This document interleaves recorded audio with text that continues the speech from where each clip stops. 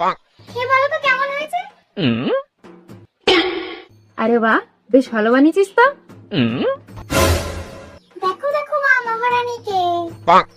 কোন বাড়ির মেয়ে সকাল 9টায় ওঠে? আমি রাত জেগে বই পড়ছিলাম, বুঝলি। মিথ্যে কথা বলছো না। রাত ধরে কিন্তু ফোন টিপছিল, আমি দেখেছি। ফাও কথা বললে কিন্তু জিভ টেনে ছেড়ে দেবো তোর। দেখো দেখো, মুখে ভাষা। নিজের স্বভাবটা কিন্তু পাল্টা, বুঝলি।